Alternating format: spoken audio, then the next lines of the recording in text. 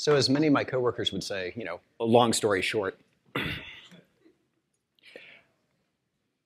I'm a survivor in a world where every day is mundane operations.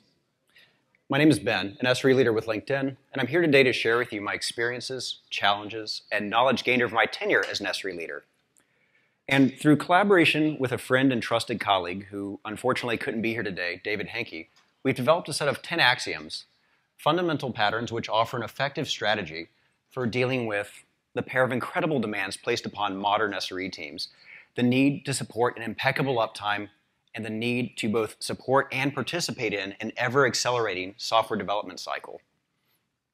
Today, I'm not planning to talk about all the things we've done right. I'm actually planning to talk about a lot of my war stories. Because if you're anything like me, you probably learn an awful lot more from what went wrong rather than what went right. So sit back, relax, feel free to groan, moan, cheer, laugh as I walk through these war stories, and hopefully no one in the room will have to attend the School of Hard Knocks to learn something that, well, I've already paid the price for. The first axiom is every day is mundane operations. The name of the talk, as you might imagine, it's quite important. Put simply, we live in a world where our services never sleep, whether we're counting the impressions we serve, processing credit card transactions, or just the hardware clock ticking by. Our services are constantly in a state of change, and with change comes failures, escalations, and sleepless nights spent firefighting. Fortunately for us, though, we don't need to stop change, because we couldn't even if we wanted to. Change doesn't all get created equal, and that is a fact we can exploit to great effect.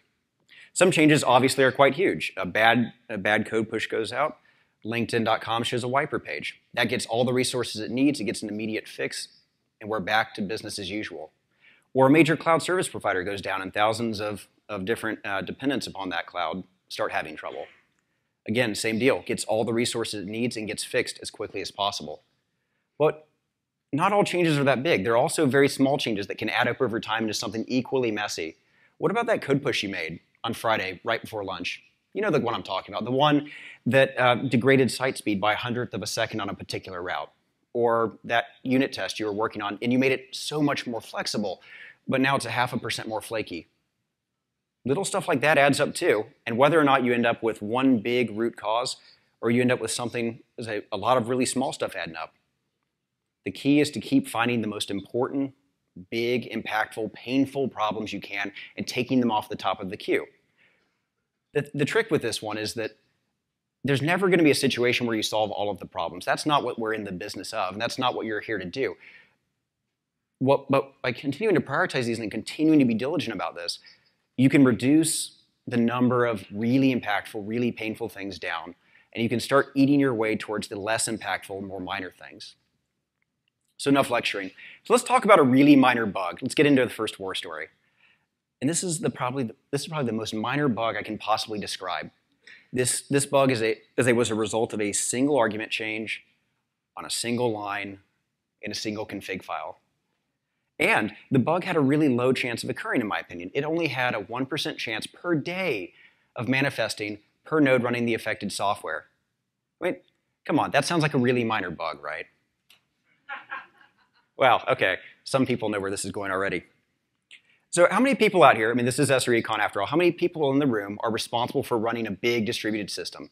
And your definition may vary. Okay, we got a fair number of people. So when it comes to bugs and your big distributed system, just ask any of these people here, the odds are never in your favor. A bug that has an infinitesimally small chance of occurring is not only going to affect your system more than once, it's going to do it at the worst possible time that you can imagine. So this has all been rather abstract up until this point, so let's make this much less abstract. There's a 1% chance of this bug occurring per day, per node, and the system that I was responsible for at the time had 70,000 nodes. That's 700 nodes, or 700 instances of this bug occurring per day, for those doing the math. That's the upper end of what a large team can deal with, and I mean very large team can deal with a mechanical Turk. And it's within the realm of what you'd need automatic remediation or, well, any sort of automation really to keep a handle on. But the software wasn't just any software. The software was SaltStack. And at LinkedIn, this is an open source product, by the way. At LinkedIn, we use this as a part of our deployment, as a remote execution, and our configuration strategies. And when the story begins, we received a couple of scattered reports. And by scattered, I mean 3. We had 3 total reports, and who knew they'd lead into something bigger? But we got 3 reports of deployment failures in our early integration environment. Nothing new there, except these were user reported, and our error classifier had no idea what they were. So these were either fundamentally new things, or these were something else entirely, something we hadn't solved before. We started investigating, obviously. It's kind of our job. And over the next 2 days, we ended up investing more and more and more time into this, eventually cranking up to 12 and 18-hour days trying to deal with this thing, because over those 2 days, it went from a few scattered deployment problems to 50% of all deployments in production failing. Big problem. And this should be horrifying for most people in the room. I heard a small gasp, I think, from back in this area. Because not only can you not push out new code, not only are your product launches getting delayed, and of course everyone internally is annoyed with you, what's worse, you can't roll back. If you've got something bad in the wild, you're screwed. And of course, over the first 2 days, we couldn't find anything that related to this. We couldn't find anything at all that would indicate to us what was causing this. No changes to the deployment system, no changes to salt, no changes to host configuration. But on the 3rd day, we actually found something. Very minor change, as you might imagine. Already mentioned it. But it was a change we didn't know about. It was a tiny change made to a legacy system called ULL. And what ULL was a very arcane system from a long time ago in LinkedIn's history, whose only job in life was to bundle up a bunch of LinkedIn-specific Python libraries and distribute them in the form of a tarball to every host in the fleet, and then extract it. The idea was as software that predated our standard deployment system or our software packaging systems, well, they had a way to use the standard libraries too. And the change, by the way, was incredibly benign. How many people in the audience are familiar with Kafka? Some people? Okay. So we had some Kafka nodes. They'd received an unexpected spike in traffic that defied our models, and we're in the process of uplifting Kafka capacity. Nothing unusual there. Well, nothing unusual about uplifting Kafka capacity. Something unusual about the model being wrong. And the idea was, well, these Kafka nodes are getting into I/O contention with the tarball extraction, so we're just going to I/O nice the tarball extraction because no one cares if the ULL tarball is a few hours old or a few minutes old, but we do care if the Kafka messages are more than a few minutes old. All the right intent. The problem starts when this change didn't get pushed to the Kafka nodes. This change got pushed to the entire fleet. So what this did was this took a race condition that had existed since the very first version of our standard deployment system, and it flipped it on its head. Rather than winning almost all of the races, and losing 1 out of every 10,000 or so attempts at running a deployment, we were now losing more than 1 out of 100. And that by itself isn't that big of a deal. The problem with these things is bugs rarely go in one by one. Usually they go in groups. And what this did was this took a race condition that was shielding us from a small family of bugs, and now we were losing all the time. So let me talk about the bug. So for this bug to actually occur, a deployment request had to go to a specific host. And while that deployment request was being processed, the tarball extraction had to also be in flight. Now, of course, taking longer than it previously did because we IO-niced it.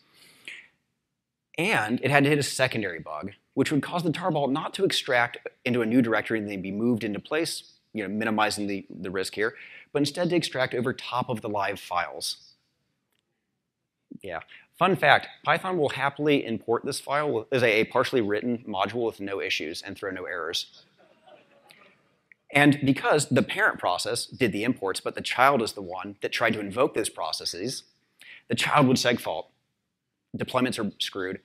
And because the parent process still held the corrupt module in memory, all subsequent deployments were also screwed and would stay screwed until we manually intervened to unload that module from memory. And of course, because we used lazy loading, so we didn't import too many things too soon, it made getting the timestamps really hard for this change. At the end of it, we invested about 750 engineering hours in this thing. And that's, bear in mind, 750 engineering hours across 6 people and 2 weeks. Long days. Now, the good part about this, though, is this is a prime example of everyday's mundane operations because we found and fixed a bug that had existed for years, ever since the first version of our standard deployment system.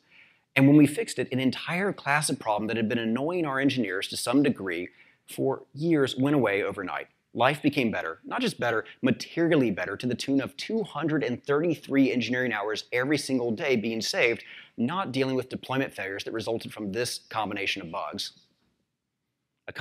Something that we had never noticed before because they were so infrequent, but they had a high chance of affecting our long-running deployments, inflating the cost.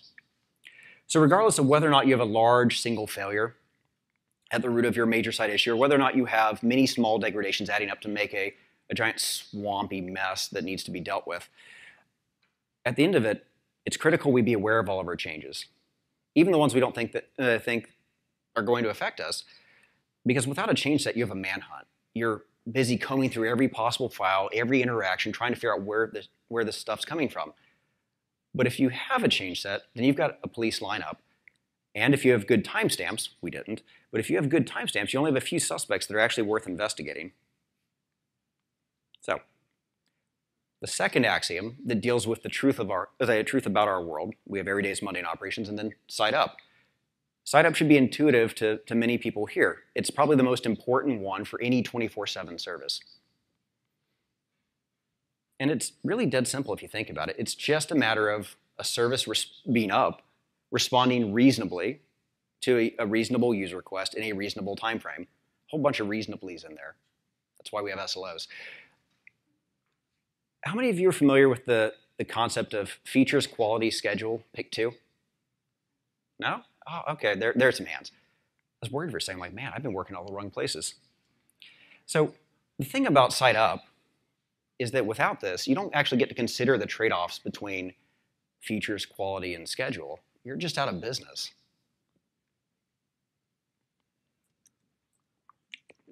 It was December 2014. And my team had just begun partnering with an engineer who was responsible for LinkedIn's largest on-prem, black box, off-the-shelf solution, whatever verbiage you want to use, or adjectives rather. Essentially, this was stuff we hadn't built in-house. We'd bought it, and we were using it because we didn't want to make our own bug tracker. We didn't want to make our own source control system. And our goal originally was simply to go in and understand what is the current lay of the land. Because these systems had never had SRE support before, and we didn't know where to spend our time. This was really early on in the days of Tools SRE, and we were outnumbered by our partner engineering org, 40-1 at the time. At its peak, it was 60-1, by the way. So we were trying to figure out where to have an impact. And the thing is, we didn't even make it through documentation review before we noticed something. The runbooks were fantastic. They covered how to make a repo, how to delete a repo, the fact that you should never delete a repo, then why do we have how to delete a repo in here? They covered how to adjust JIRA in various ways. They covered everything you might care about in day-to-day administration. But there are two pieces of information that were missing. The disaster recovery plan and the scaling strategy. There was nothing, and disaster recovery is pretty self-explanatory, but there was no notion of this is the next bottleneck we're going to hit. So this is how we need to be preparing for it so that we don't actually hit it. We can instead scale past whatever the next bottleneck is. And bear in mind, this was at the end of December. And this was, and LinkedIn does an office shutdown at the end of December every year. And the whole point is to say, we appreciate all of your hard work. Get out. Go enjoy some part of your life that is not here. Don't care what it is. Don't care what you're doing. You can be working on pet projects, but you can't be here. Go de-stress. Go do something else. And this matters because I caught our partner engineer literally 1 foot out the door on our old Mountain View campus, door half open, backpack over shoulder, and I asked him, hey, before you go, I can't find anything in your documentation about the DR strategy or the scaling strategy. How are we going to scale SVN for the coming year? I'd like to get a jump on that. And he chuckled and he turned back and said, well, my strategy for it's retirement. And I thought this was pretty funny. And, I'm like, but I'm sitting there kind of groaning in my head going, oh, another person who doesn't really want to work with me. How are we? I know, who can imagine? You can't just decom source control. It doesn't work that way. We can't just decom it. So I put a meeting on the calendar for January, as any good people managers want to do, and as I figured we get everyone in a room and we continue the conversation then, and we finally get traction on this thing. And I went off and packed up my bag, and I enjoyed my vacation too, and I'm really glad I did. Because when I got back, the very first staff meeting, we're sitting around the table, and the leader of the staff meeting is starting to talk about how important it is that we plan a team lunch, and soon, I'm saying, well, why do we need to plan a team lunch? We just got back from vacation. It's cool and all, but why is this at the top of the list? Well, it turns out that partner engineer had in fact retired.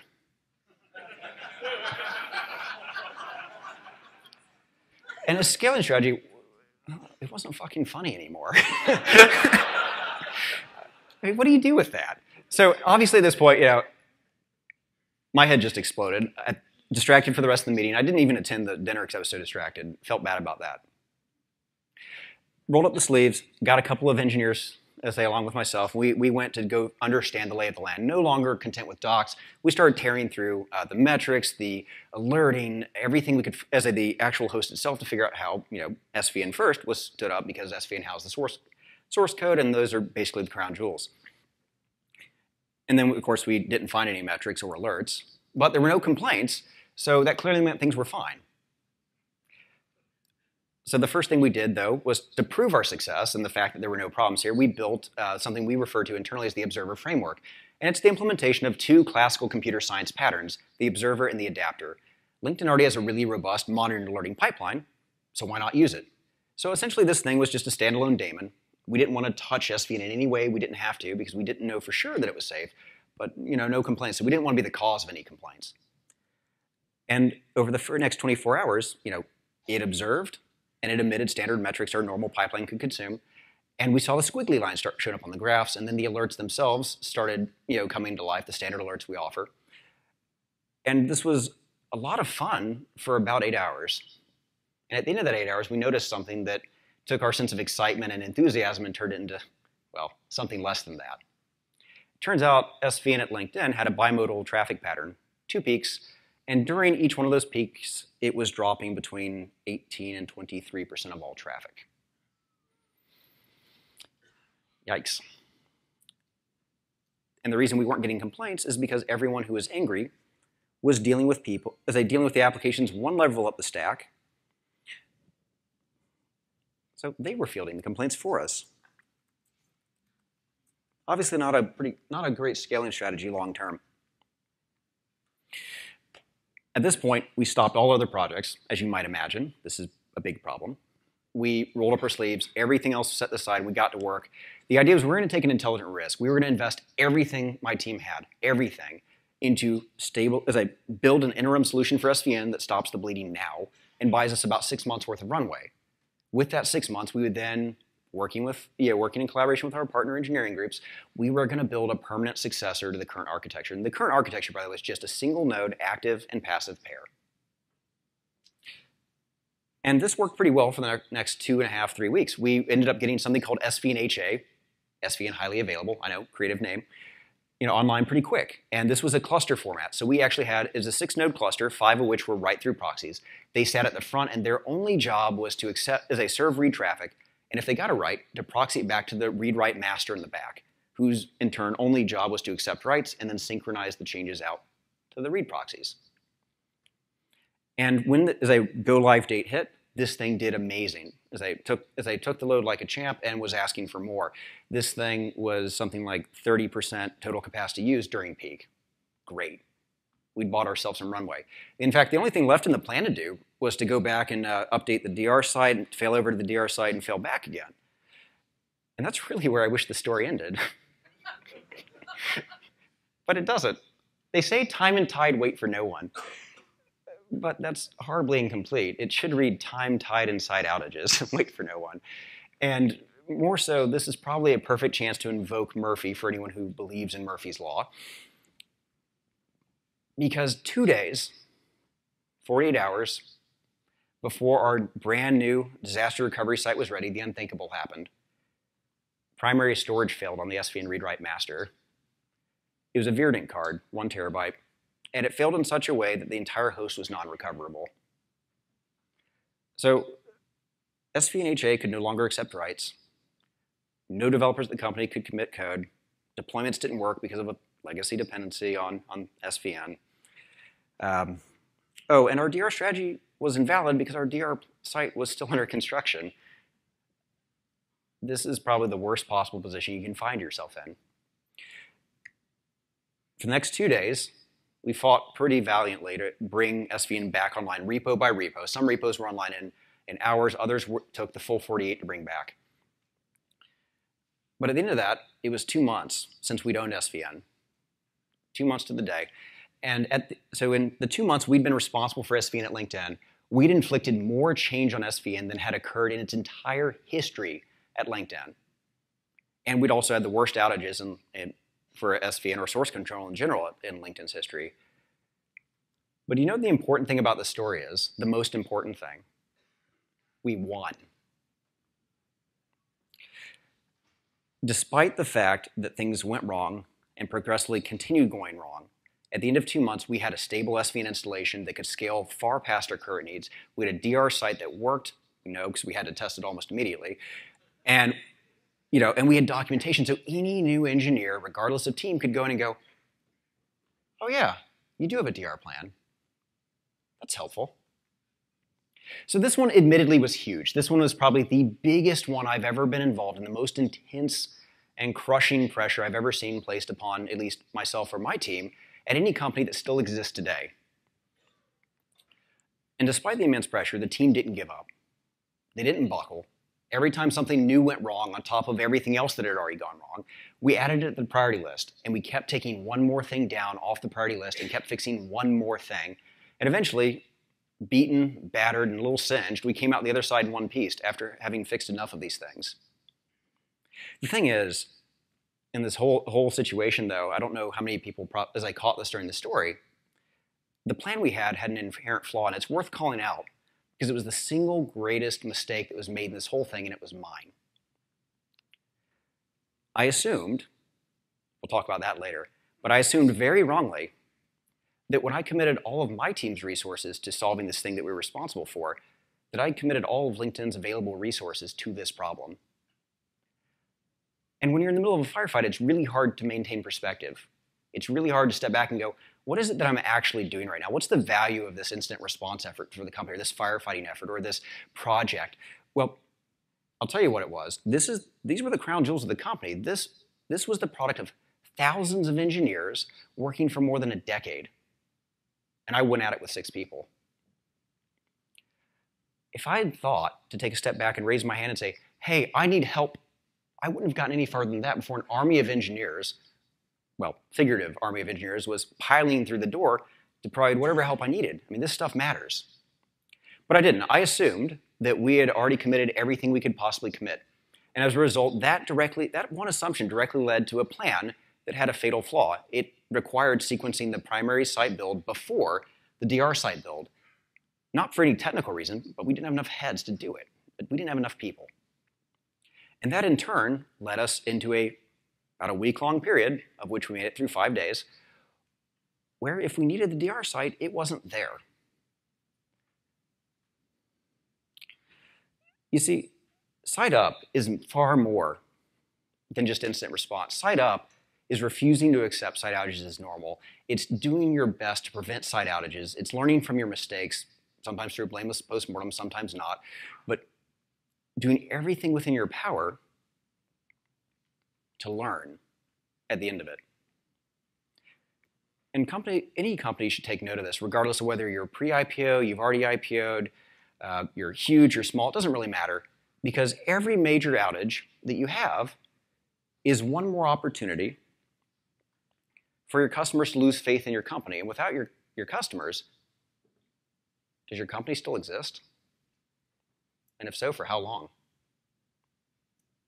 And in fact, I'd go even farther. I'd say not being careful to learn from your site-up-related mistakes is often a bit like playing Russian roulette. In this particular case, my mistake didn't kill me or anyone else. But if I hadn't learned, could anyone in this room really say for sure what would happen next time?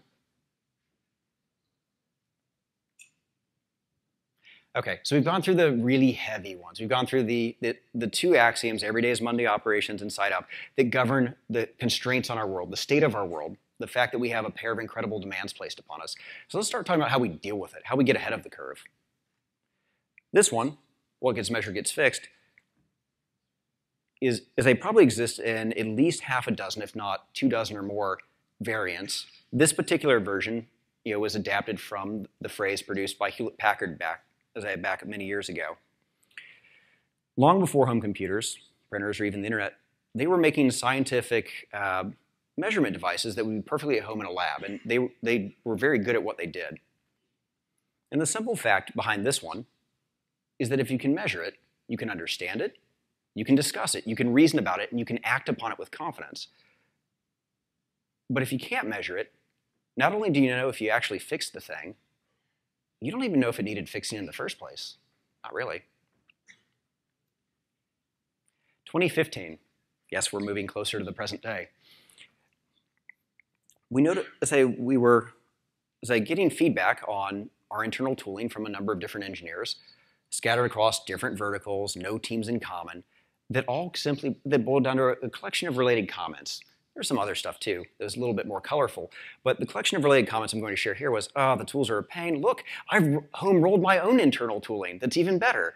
Or, you get the idea. They weren't happy. And they thought the tooling was not where it should be. And of course, as someone affiliated with the internal tooling and who takes it rather personally when we don't do as good a job as we can, I wanted to learn more. I wanted to know what we were doing wrong. Why was the perception of tools suffering? So we crafted a very long, a very detailed internal survey about our tooling. Every single product we offer, how much do you like it? Little 1 to 10 rating, but also a written response, optional, for anyone who'd willingly volunteer that. We were trying to make sure this didn't take several hours to finish. It could be finished in about 5 minutes if you wanted to.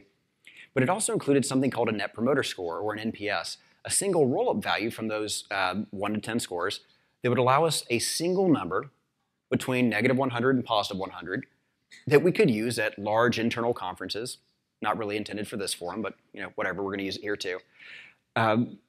That simply measures how enthusiastically, or attempts to measure how enthusiastically people like or dislike the thing you're asking about, in this case, the internal tooling. And of course, the results came in. We slowly watched the percentages climb. We had 10% participation, 20, 30, 40. We got up above 50%. We were happy because we didn't think 50% would actually take it. And we started tabulating the results. And when the results came in, they hit us like a truck. The NPS was -46. I heard a couple groans. It's worth noting, it's hard to get an extremely positive score, but it's also fairly hard to get an extremely negative score.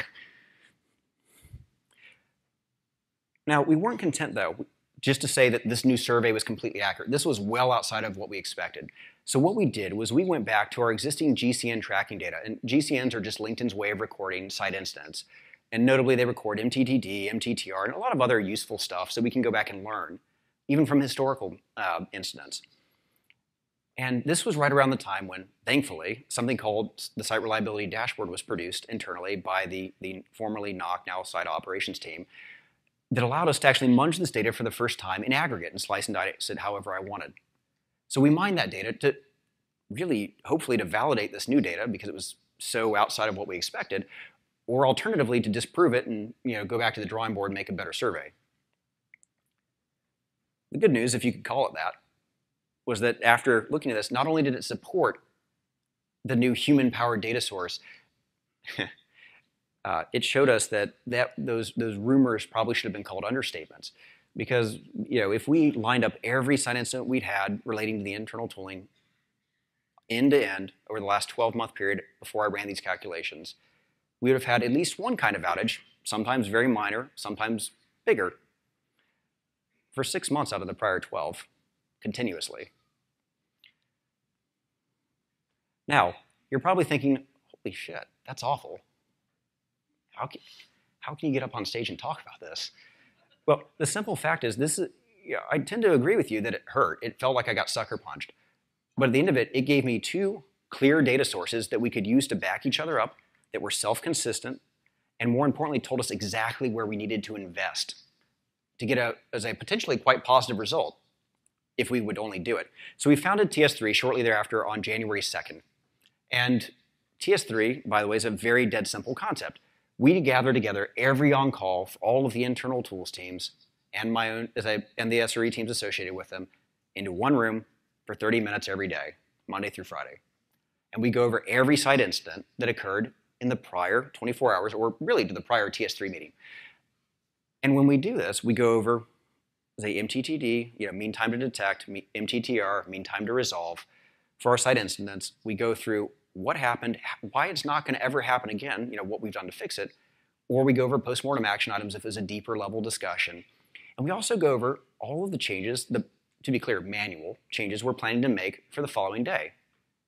Automatic changes we don't care too much about. We have other systems for that. But for manual changes, we definitely want peer review. I mean, we peer review our code. Why wouldn't you peer review your manual changes? And when we founded this meeting, we had success criteria that was dead simple. We wanted to reduce user impact. That's it. That was the total success criteria. And we only measured two things. Again, the MTTD and MTTR. And in doing so, we set up a really powerful incentive structure for engineers of all types and team affiliations to file the GCN as quickly as possibly and as accurately as possibly, and then drive the incident to resolution as quickly as they could, without necessarily regard for when users noticed or when users started complaining. We specifically rejected the notion of counting the total quantity of site outages or GCNs, or the total quantity of a specific priority or specific severity of a site outage. Because if we counted those, we were afraid that we would actually encourage people to try and fix the problem before the users noticed, thereby avoiding the whole GCN or the whole site outage being recorded. I mean, that would technically be success per the written requirements. But as many of you in the room probably know, if you know there's an outage, your users probably already know as well. They just haven't quite picked up the phone yet to call you. I saw a t-shirt pretty recently. It said, being an engineer is easy. It's like riding a bike. Except the bike's on fire, you're on fire, everything's on fire, and you're in hell. And I looked behind that one on the shelf, and then I saw the same thing with HR business partner, then consultant, and then manager. Okay, I get it. It's a copy and paste job, but it pisses me off to no end. It is grates on me, and that's why it resonated. I cannot tell you how mad I left that store. I actually rode home in complete silence. It makes me so angry for the same reason that stupid dog meme makes me angry. And you'll probably know the dog meme. It's the cartoon dog sitting in the middle of the fire going, everything's fine.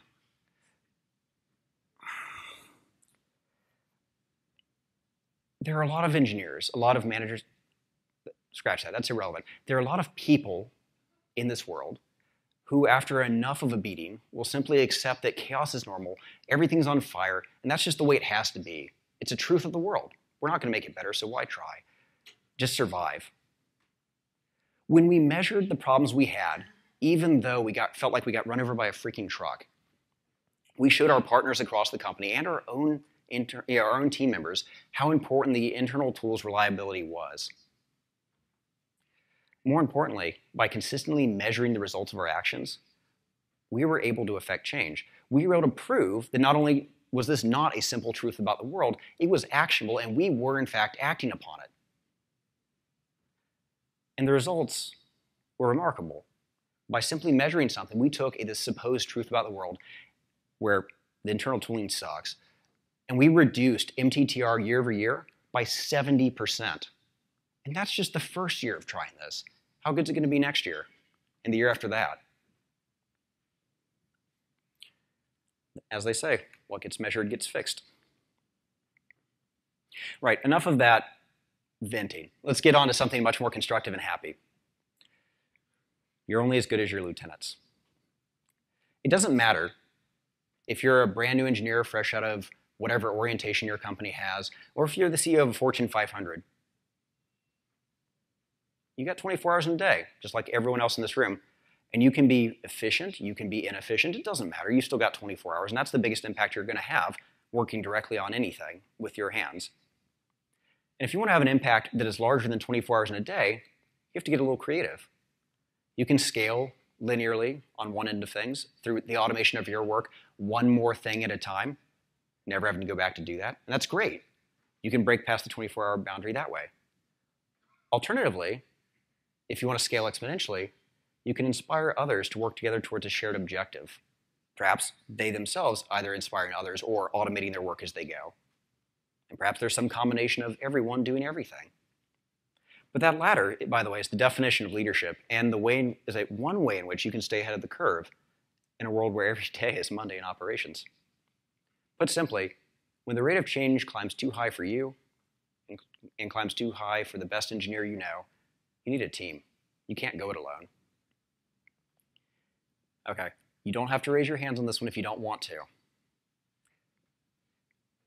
How many of you have seen the best engineer or a great engineer or an engineer you hugely respected make the switch to people manager?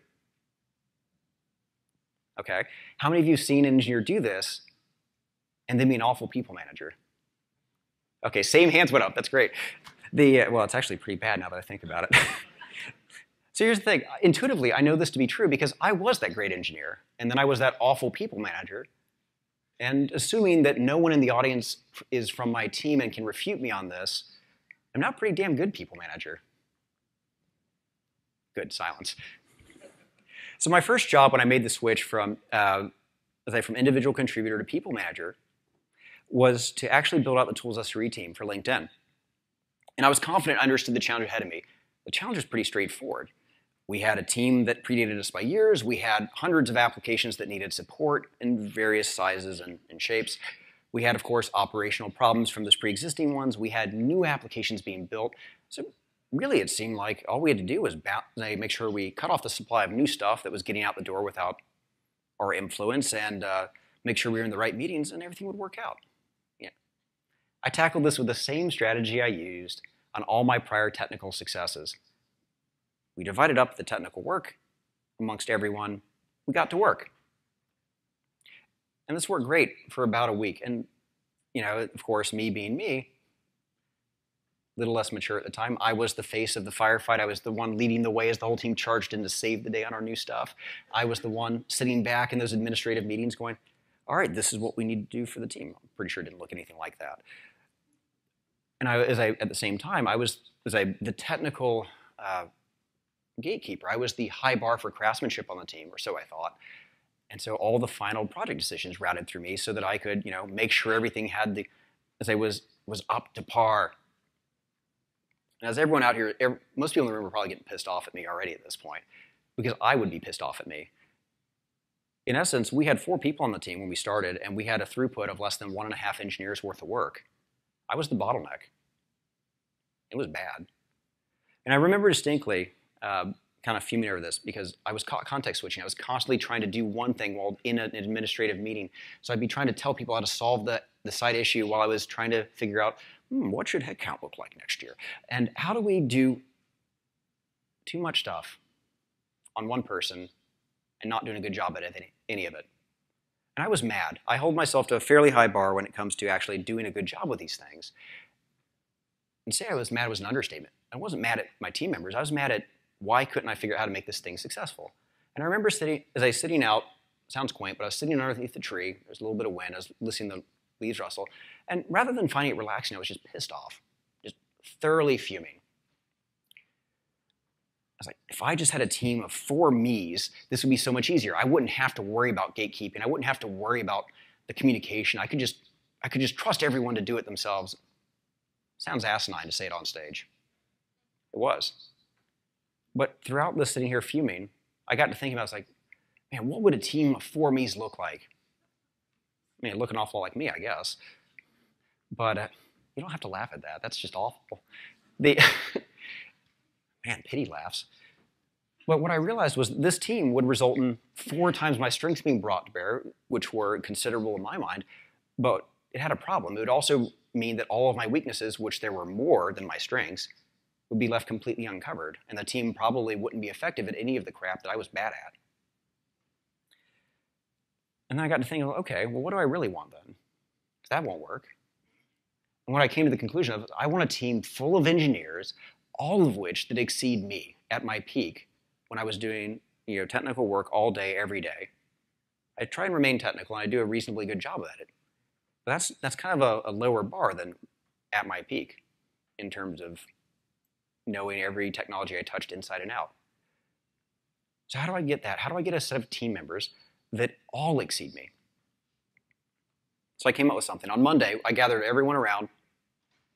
Oh, great, here's another time he wants to talk to all of us. And I told him I want to try something completely different. We sat down on paper, well, wiki, but we sat down on paper our team's core values, the mission, the vision, and the purpose, and we established a culture predicated on a single sentence. My job is to help LinkedIn win. That's it. Everything else is a job function that derives from that, but that is the job for everyone, myself included. My job is to help LinkedIn win. Dead simple.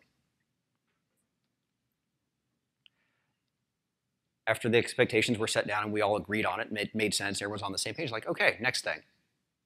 I'm getting out of the business of being the gatekeeper on all this stuff. And I offered every one of the major ideas up for claiming by the team. If anyone was willing to step up and say, I will claim this major idea we need to run on, fine, it's yours. You have autonomy. Call me in when you need my help. My specialties are removing roadblocks, helping smooth over differences between teams, helping build bridges. Technical guidance, sure, but call me when you want me for that. I'm not going to play the gatekeeper because it's holding us back.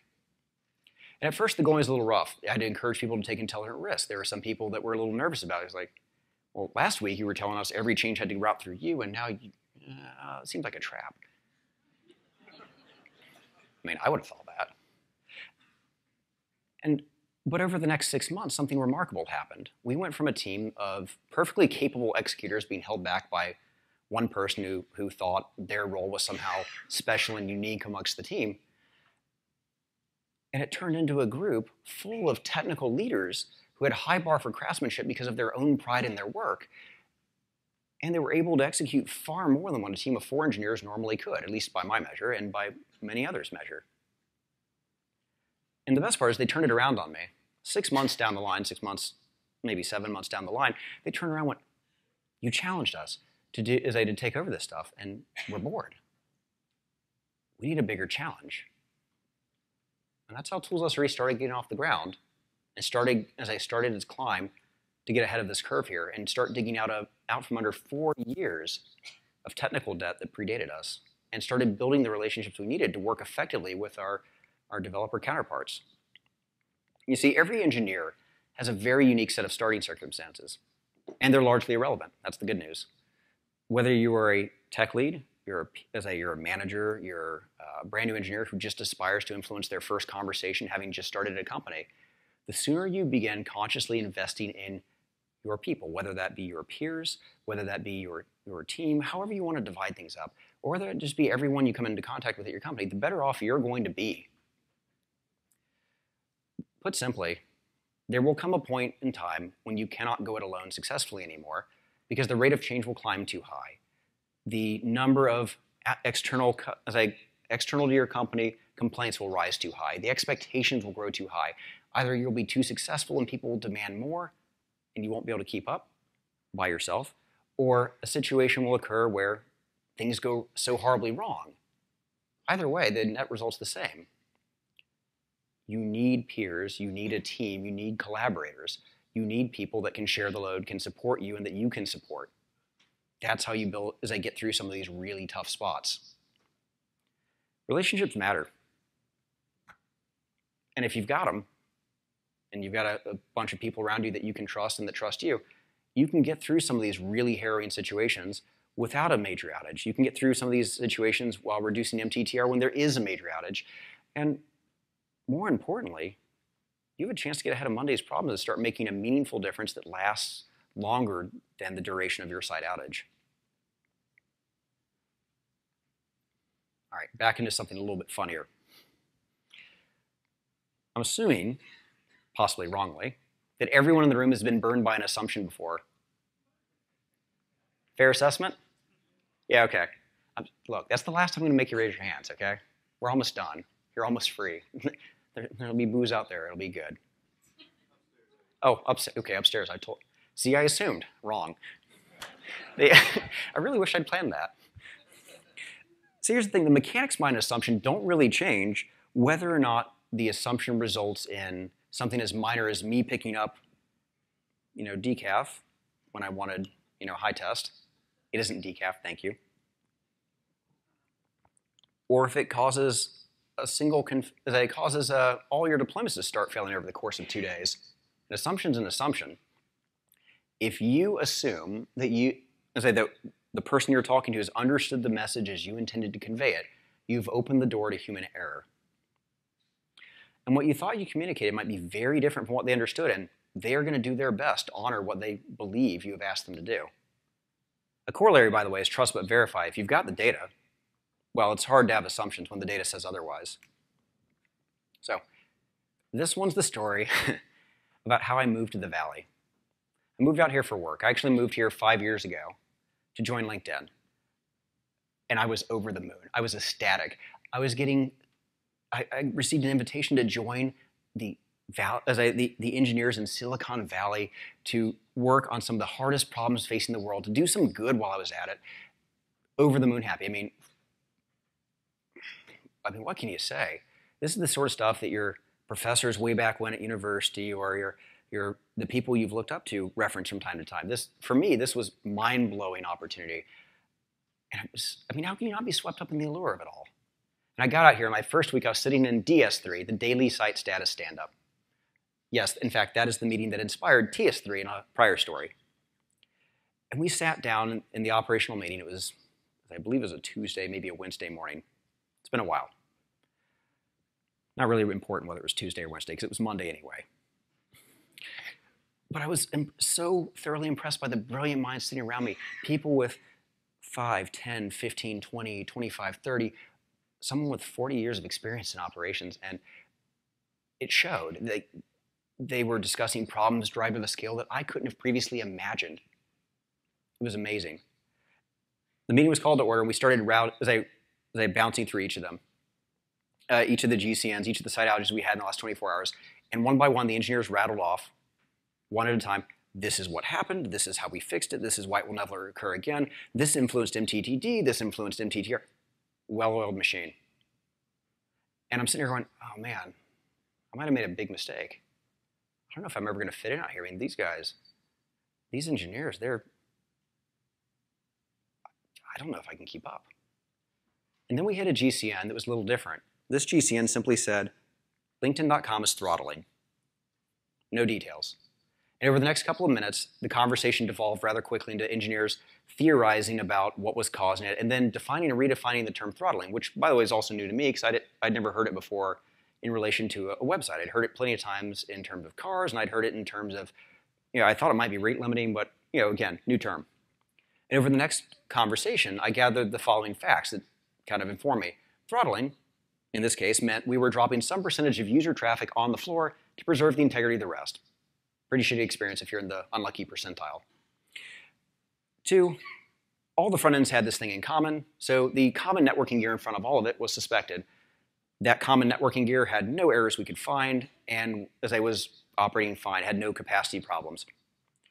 And the leader of the meeting stopped everyone and led in with something. It said something very unusual that stuck with me.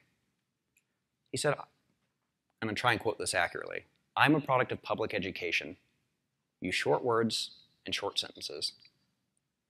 Room goes silent.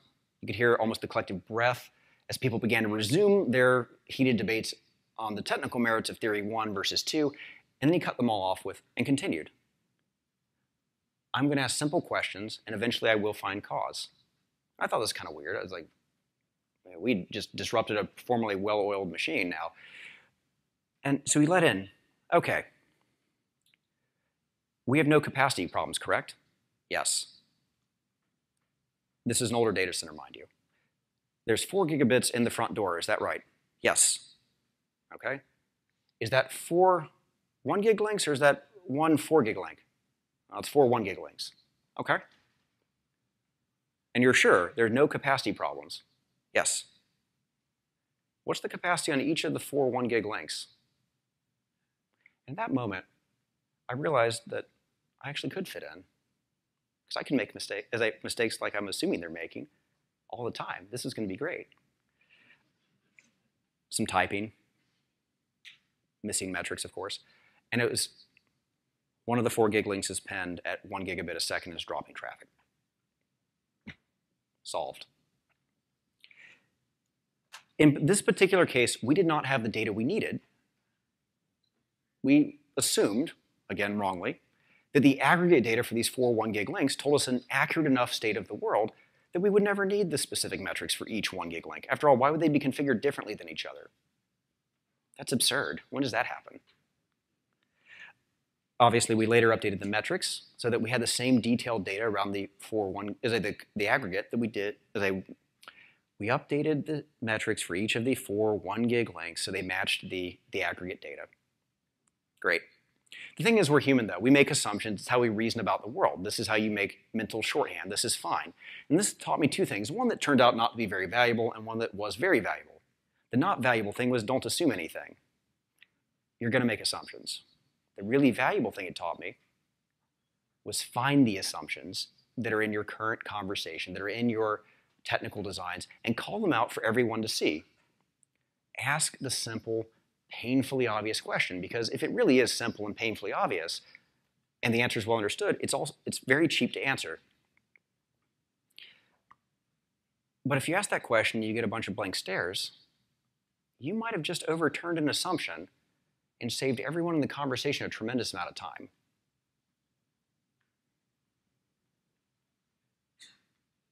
Right. So I said there were 10 axioms. I said it in the description, I said it at the start of this, and I said it just now. But the thing is, I wouldn't be able to do justice to all 10 if I tried to work through them today. We wouldn't make it. I'd have to have some really short stories, and it'd really just be not fun for me. And I imagine it'd be even worse for you all. But there are 2 axioms that describe the state of the world in which we live, and that's every day's mundane operations and side up. The need to support that ever-accelerating software development cycle, change is constant, and the need to keep the site up. I can't reiterate that enough. The other 8 deal with how we overcome those challenges, how we get ahead of the curve. So these 5 were chosen because they help. They can be used out of the box to help accelerate a fledgling SRE team's development, or they can be used without needing to know the history of an established SRE team to greatly strengthen the culture. But if you'd like to learn more, go to everydaysmundaneoperations.com. I've talked about less than 25% of the published stories we have. And if you'd like to see the world through David Henke's eyes, my partner in crime on this one, that's where you can do it. So again, about the world, you cannot stop change, because if you stop change, your company will die through a slow obsolescence. Likewise, you can't leave the site down, because every time the site does go down, you risk breaking the delicate trust, and sometimes fickle trust, that your customers have placed in your company, your continued employment. So to make forward progress despite that all, you have to understand where the problems are through careful measurements. You have to develop empowered and capable peers, partners, team members, colleagues, what have you, that can support you and that you can support through the worst of times and can celebrate in the best of times, because frankly, you'll have both. And you can't assume anything. You can't assume you know the path forward, because times are changing. There's always something new to know. There's always some previous assumption that used to be valid that becomes invalid. If you're able to do all of this, you're not only going to survive, but you're going to thrive in this wonderful world we share, where every day is mundane operations. Thank you.